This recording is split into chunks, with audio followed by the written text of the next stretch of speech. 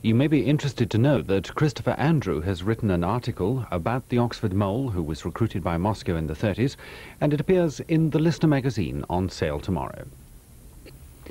On BBC One now, the 9 o'clock news, followed at 9:25 by the grand finale of the interregional knockout amateur contest Come Dancing from the Grosvenor House Hotel in London. Here on BBC Two, we get into a cinematic frame of mind as Robin Ray puts the questions in the first semi-final of the competition to find the film buff of the year.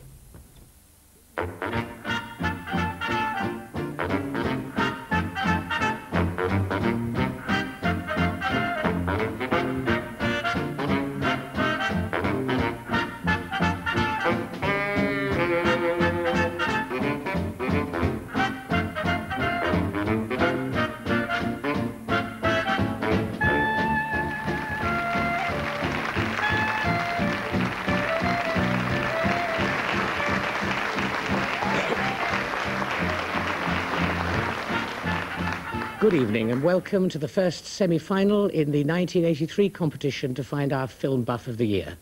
Our contestants tonight are winners and runners-up from the heats, and from left to right they're as follows. Schoolteacher Peter Richards from Bridgend, South Wales, who was the winner of Programme 1. Derek Creedon, a bookseller from Cardiff, who was the runner-up in Programme 2. Michael Gollop, another schoolteacher from Plymouth, winner of Programme 3. And Kevin Weston from London, runner-up in Programme 4 and a deputy headmaster.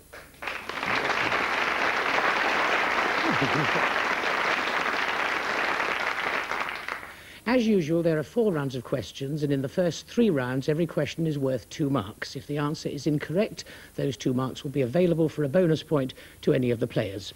And we begin this week with the subject of poetic justice, villains who meet their doom in justly dramatic circumstances, and Peter Richards. Here's a sequence for you taken from a British film of terror and the supernatural. Open your eyes.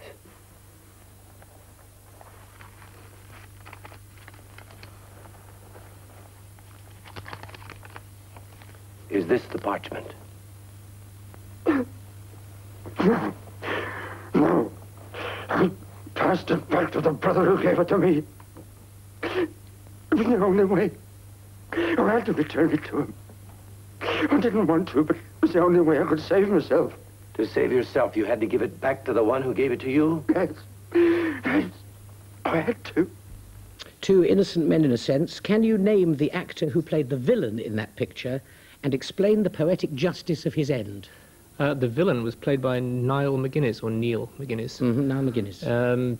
Night of the Demon was the film. That's right. And he met his end by having the parchment passed on to him, and therefore the demon ate him rather than Dana Andrews. That's quite right. You saw Dana Andrews in that clip from the Night of the Demon, feature originally made from M.R. James' casting of The Runes. 2 marks for you. Derek Creedon, continuing our theme, I will name the film, you name the villain, and his or her just demise. The Boys from Brazil. Gregory Peck, and he was savaged by hounds. Hounds? Well, yes, hounds are good enough. I'd have accepted dogs. He was killed by dogs on orders of a boy who he'd cloned, playing the part of Mengele, the Nazi doctor. Michael Gollop, your film is The Unholy Wife. That was Diana Dawes? Correct. That's all you want to know? No, I want to know, I want to know how she met her poetic justice in the end. She arranged for her husband, Rod Steiger, to take the blame for a murder. And I can't remember what happened, but no, I don't know how she met her end. Well, you've got far, but not quite far enough. Anyone for a bonus point? No, in fact, what happened was she was executed for a murder which, she was executed not for a murder which she'd committed, but for a death for which she was innocent. So it was a sort of a reverse justice. And finally, we come to you, Kevin Weston, airport. Van Heflin. Yes. He went out the door of the plane. He went out of the door of the plane in what way? Sucked out. Sucked out. No, I'll give you one for Van Heflin. It's open for a bonus. Peter Richards. Well, he was blown out by his own bomb. Yes, he was blown out by the bomb which he himself had brought onto the plane. And Peter Richards, we come back to you now. In 1946, Van Heflin starred in a Hal B. Wallace picture directed by Lewis Milestone, whose publicity slogan was as follows: "Fate drew them together, and only murder can part them." One of the co-stars was Barbara Stanwyck. What was the title of the film, and who was the other co-star? The Strange Love of Martha Ivers was Correct. the film, and Kirk Douglas. Kirk Douglas was the other co-star. Listen now, Derek Creedon, to Kirk Douglas in a soundtrack from another of his films. You see how the light shines through him? Yeah. Say, it sure does shine. I shouldn't be partial, but he's my favorite one. Unicorn, huh? Say, aren't they extinct in the modern world? Yes. Can you name the film and the actress you heard? It was The Glass Menagerie, Yes. Jane Wyman. That's right, after the play by Tennessee Williams. Look now, Michael Gollop, at Jane Wyman in a scene from the film for which she was nominated for an Academy Award. Are you going to let them take Tony away from me? Much as I regret to say it, the law doesn't allow that he be left with you. She's never been a mother to him. Giving birth to a child doesn't make a mother. What about the 1,000 and million things that she doesn't know, that she'll never know about him? What does she know about the things that frighten him? Or how to comfort him when he wakes up in the night crying? All the little things about him. What if I had neglected him? And suppose there hadn't been a savings to see him through? Can you give me both the title of that film and the title of the film for which she did win her Oscar? The title of that film was The Blue Veil. Yes. And she won for Johnny Belinda. Yes. And finally to you, Kevin Weston. In the same year RKO made that film, 1952, they also produced a Western called Slaughter Trail, in which Howard Hughes, who owned the studio, fired this actor and reshot all his scenes. Who is the actor, and why was such action taken? I don't know. Bonus marks. Peter Richards. The actor is Howard De Silva. Yes. And he was alleged to be a communist, although I think he was only a left-wing liberal. And all his scenes were refilmed with Brian Donlevy. That's right. The studio got cold feet about him being associated with the McCarthy scandal and got rid of him. That brings us to the end of that round, and it gives us a score. Peter Richards has 7. Derek Creedon has 4. Michael Gollop has 3. Kevin Weston has 1.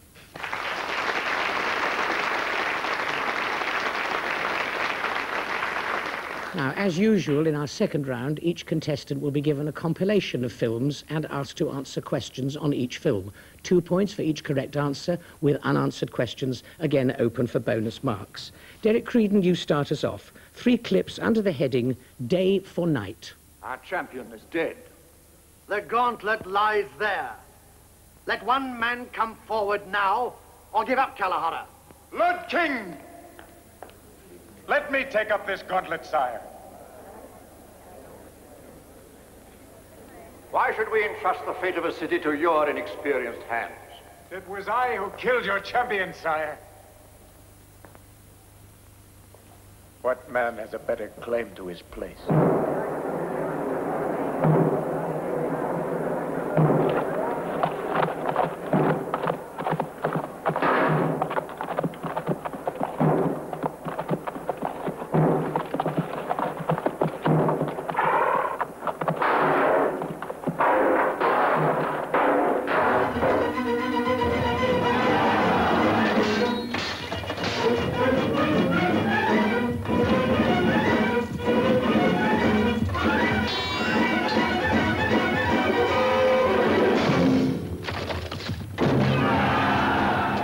There, 3 noble scenes. In the first, we saw Charlton Heston accepting a challenge in the film El Cid.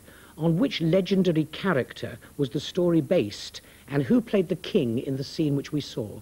Rodrigo de Bivar and Ralph Truman. That is right, directed by Anthony Mann in 1961. For our second film, can you name the knight in Ivanhoe, which the film was, and tell me who he met in the final duel? Sir Wilfrid of Ivanhoe met Brian de Bois Guilbert. That's wonderful. I was actually thinking of the actors. Robert Taylor, George Sanders. Yes, it's really a formality, isn't it? Now we come to our last clip, which was, of course, Laurence Olivier in the role of Henry V. But can you tell me which actor played the same king as the young Prince Hal in which later film of 1966? Keith Baxter, Chimes at Midnight. 2 marks for you. Our next compilation goes to you, Michael Gollop. 3 films under the heading, Do You Come Here Often?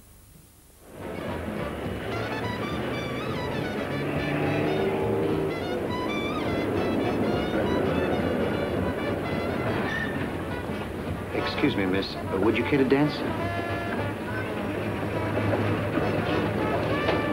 Miss?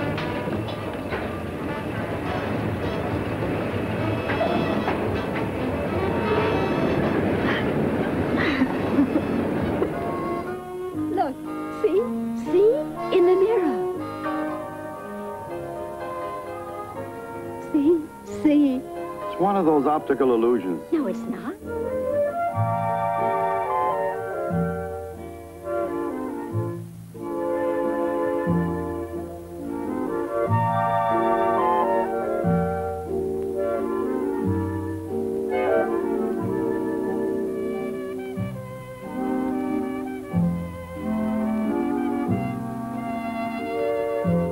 Three scenes in dance halls. The first won Oscars for Best Film, Best Actor, Best Director, and Best Screenplay. Who was the director and who wrote it? The director was Daniel Mann. Was? Daniel Mann? Delbert Mann. Good. Sorry, Delbert Mann. And the writer was Abbey Mann. No, you get 1 mark. I pass it to Peter Richards for a bonus. Paddy Chayefsky wrote Yes, it was Paddy Chayefsky's film Marty. Best actor was, of course, Ernest Borgnine, who we saw there in a clip with Betsy Blair. Back to you, Michael Gollop. Can you give me the title of the second film and name the actress we saw? The actress was Teresa Wright. Yes. And I think it was called Roseland. It was directed by James Ivory. And for your last clip, I'd like the name of the dark-haired actor competing under the label Number 5. And again, the title of the film. Number 5 was Bono Colino. He was. And the title of the film was Dance Hall. We also saw Natasha Parry and Petula Clark, and you're correct there. And we come to Kevin Weston. Your turn now in 3 clips, which we've called The Art of the Possible.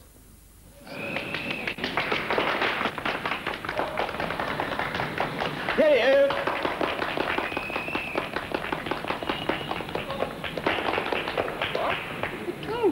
He's with the Labour candidate. She's with the Tory. But I would ask the Postmaster General to consider seriously whether in conditions of increasing trade competition... Glad to have you, Johnny. I want to have a talk with you, but I better listen to this fellow first. Several new light industries... We'll have a drink when he sits down. ...which rely on the quick and efficient transmission of orders to carry on their business. I challenge the Minister to define in 1 sentence, if he can, the real aim and object of this war, and why he still urges us to lavish our money and our blood in its support. 3 films on politics, Kevin Weston. In the first, we found welcoming committees led by Richard Wattis and Eric Barker. But who were the candidates alighting from the train? Ian Carmichael and Patricia Breedon. That's right. The film, of course, was... Left, Right and Centre. That's right. Can you give me the title and the director of the second film? It was No Love for Johnny. Yep. I don't know the director. Peter Richards. Ralph Thomas. Ralph Thomas is right. We saw Peter Finch and William Mervyn. And back to you, Kevin Weston, the title and director of the third film. The Young Mr. Pitt. Yes. Carol Reed. Yes, 2 marks for you. And so, Peter Richards, the last set of films comes to you.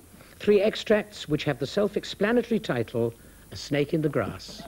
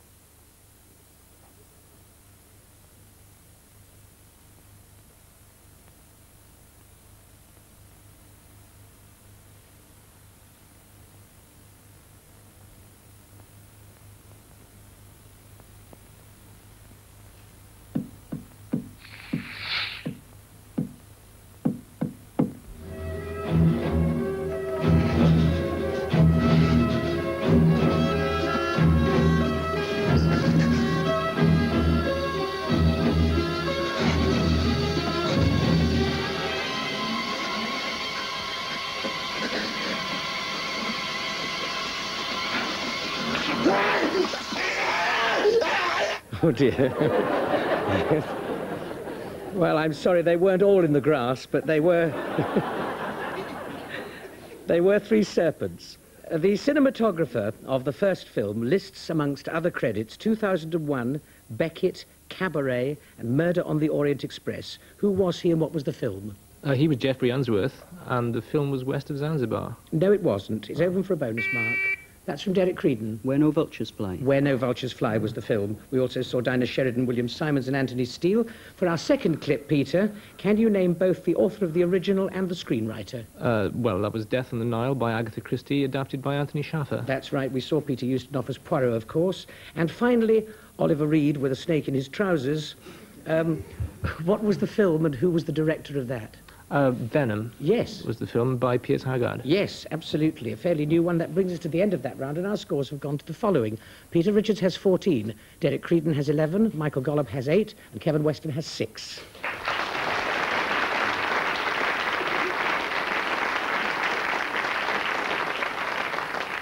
We now come to our individual rounds, in which we've given each contestant a specific area of the cinema and asked them to prepare to answer a set of questions. As before, all unanswered questions will be worth marks for the others as a bonus. And Michael Gollop, it's your turn to go first this time, and your category is musical biographies. Who played the drummer Gene Krupa in the Gene Krupa story? Salmon Ale. Yes. From which 1930s screen biography is this still taken? And who played the character on whose life it was based? The film was The Great Ziegfeld. Yes. And William Powell played Florenz Ziegfeld. He did. Here's a clip from a 1939 biography of a famous American composer. Just a moment. You mind? Well, what are you...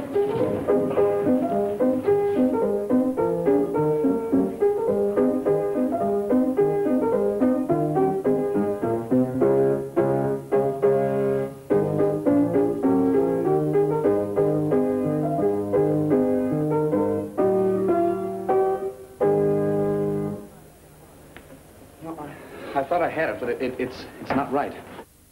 Can you identify the composer and name the very famous singer who appeared in the film as the entertainer E.P. Christie? The composer was Stephen Foster, yes. And Al Jolson played E.P. Christie. That's right. The film, of course, was Swanee River, and we saw Don Amici there in the title role, in the leading role, I should say. In the film The Jolson Story, under what circumstances did the young Jolson sing the song On the Banks of the Wabash? Well, he sang it in a theatre. Yes. He was invited up from the audience. That's right. To sing. He sang it from the audience to William Demarest, who was on stage. Quite right. I was just getting at the fact that he was in a theatre but not actually on the stage. Here now is a soundtrack of an actor singing a song whilst playing a famous songwriter. Summer journeys to Niagara and to other places aggravate all our cares. We'll save our fares. I've a cozy little flat in what is known as Old Manhattan. We'll settle down right here in town. We'll have Manhattan, the Bronx and Staten Island too. It's lovely going through the zoo. I'd like you to name the film and the actor who played that man's partner.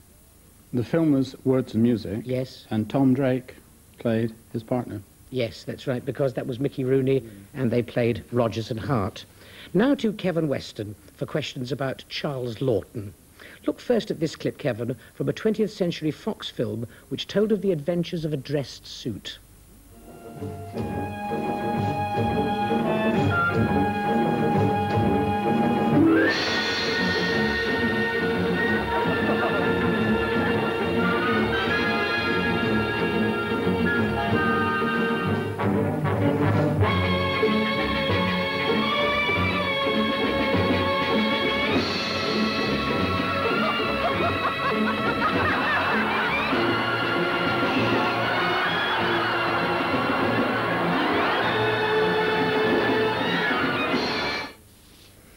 Tales of Manhattan, and Lawton as a composer conducting a performance of his own music. Which actor played the regular conductor of the orchestra, and how did he come to Lawton's help? Victor Franson. Yes. And he took his own jacket off so that Lawton wouldn't feel uncomfortable. Quite right. Absolutely right, 2 marks. In this picture, Lawton played a famous detective in pursuit of a murderer. Which detective and which of the film's producers played the killer? Inspector Maygrey, Burgess Meredith. No, it wasn't Burgess Meredith. I could pass that for a bonus mark. Peter Richards. Franchot Tone. Yes, it was Franchot Tone who played the killer in the film The Man on the Eiffel Tower. In 1937, Lawton played the Roman Emperor Claudius in the unfinished film from the Robert Graves book. In which film did he play the Emperor Nero? Sign of the Cross. Yes, that's it. Written and directed, produced and directed, I should say, by Cecil B. DeMille. How did Lawton, as the villain in this film, meet his death? He was shot by a man that he was trying to frame for a murder that he committed. I like the framing, but I can't take it. Yes, Michael Gollop? I think he fell off the tower. I can't even give it to you. No, not off the tower. He fell down a lift shaft. We've got to be very precise about where these actors fall at the end of films. Back to you, Kevin Weston. In what circumstances and in which film did Lawton speak the line, "Make way for Pengallan"? Is Jamaica in? Yes. He arrives in a house where there's a big dinner party.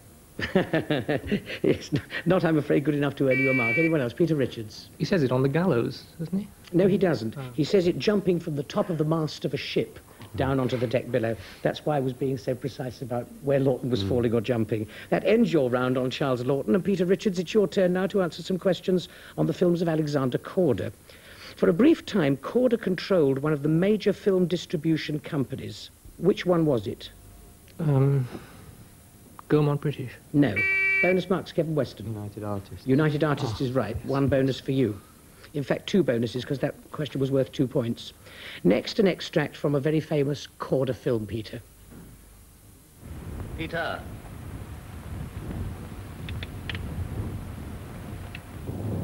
Peter. Peter. Peter. Willow there! Burrows! In that extract from The Four Feathers, we saw John Clements as Harry Faversham helping Ralph Richardson and thus redeeming himself from an accusation of cowardice. How does he persuade his fiancée to take back her feather? And which actress played the part? Don't know. June Dupre was the actress. June Dupre gets you 1 point for the actress, and bonus mark for Michael Gollop. I think he gives it to her as part of her boa, a boa that she had round her neck. Yes, no, he forces General Burrows, the fearsome C. Aubrey Smith, to admit that the story he kept repeating about the thin red line in the Crimea was not actually correctly as he remembered it. Korda can be credited with making international stars of Charles Lawton and Robert Donat, but in what way did he use George Sanders in his first professional year in the cinema? And what was the name of the leading character or actor in the film? Well, the film was The Man Who Could Work Miracles, in which George Sanders played a god. Correct. And is seen riding spectrally through the sky at the beginning. Yes. The character, Mr.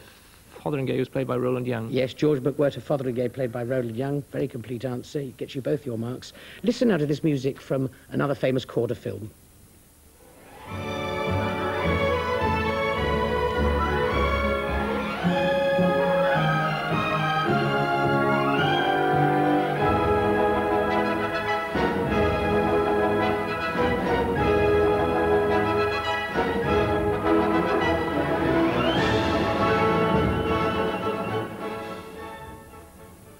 Surprising question in view of what you heard. I want you to tell me who wrote the screenplay for the picture. H.G. Wells. Yes, from his own book. The film, of course, was... Things to Come. That's right, music by... Other people wrote the screenplay as well, apparently, but they were anonymous. Oh, really? Yeah. He took the principal credit for it, though, and it's his name that appears on the credits, right. When London Films remade Korda's great success, The Scarlet Pimpernel, David Niven played Sir Percy Blakeney, but who played the parts of his wife, originally played by Merle Oberon, and Chauvelin, originally played by Raymond Massey? Margaret Leighton was the wife, and Cyril Cusack was Chauvelin. 2 marks, and that's absolutely right. The film was called, of course, The Elusive Pimpernel, and that brings us to the end of your round on Alexander Korda. And finally to Derek Creedon, to complete this round with questions on Shakespeare on film. Take a look at this clip of a rather unfamiliar version of a Shakespearean classic.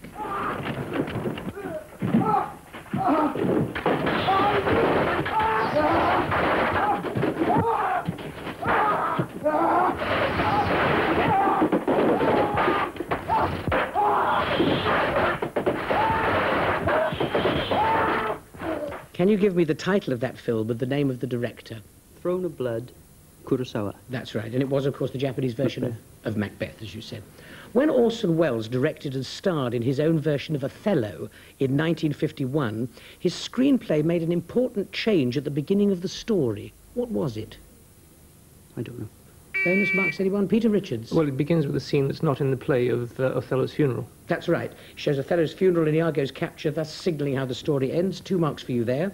If it was James Mason, Derek Creedon, and John Gielgud in 1953, who was it in 1970?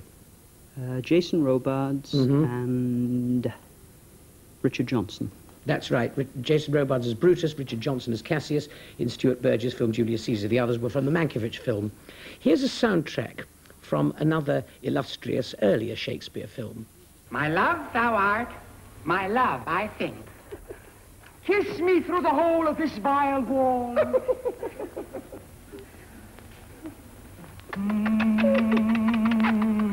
I kiss the wall, not your lips at all. Wilt thou at Ninny's tomb meet me straightway? Tide life, tide death, I come without delay. I'd like the title of the picture and the name of the actor playing Pyramus. Midsummer Night's Dream. Yep. Joey Brown. No, it's open for a bonus. Peter Richards again. Hugh Herbert. No, James Cagney played Pyramus. Pyramus being, of course, bottom in the play, within the play. All kicking yourselves. And finally, Derek, John Barrymore played Mercutio, the friend to Leslie Howard's Romeo in the 1936 version of Romeo and Juliet. Who played Tybalt in the same film? Basil Rathbone. That's right. Juliet was Norma Shearer. That concludes your questions on Shakespeare and also on the whole round, and it gives us the following scores. Peter Richards has 24, Derek Creedon has 18, Michael Gollop has 18, and Kevin Weston has 14.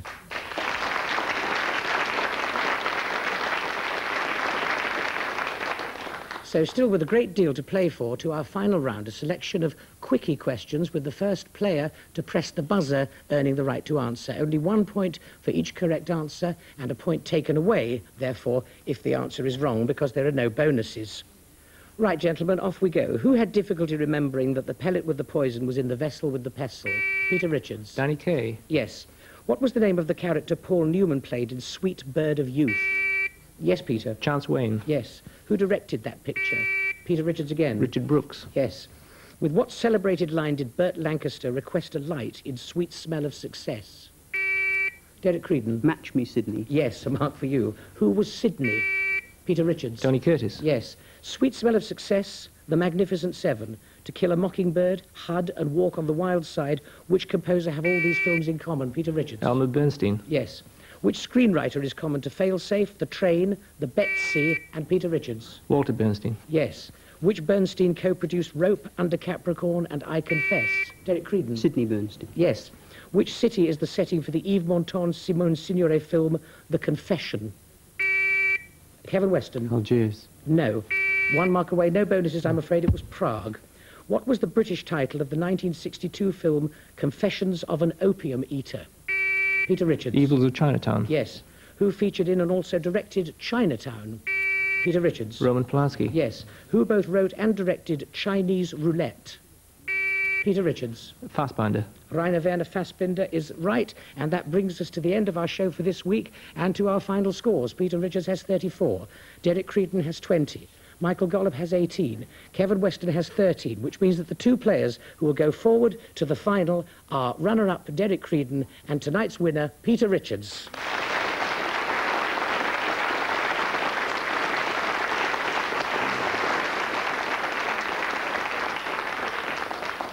So, with congratulations to our 2 successful candidates and a great deal of sympathy for 2 valiant losers who've come so far, and until our second semi-final of Film Buff of the Year 1983, good night.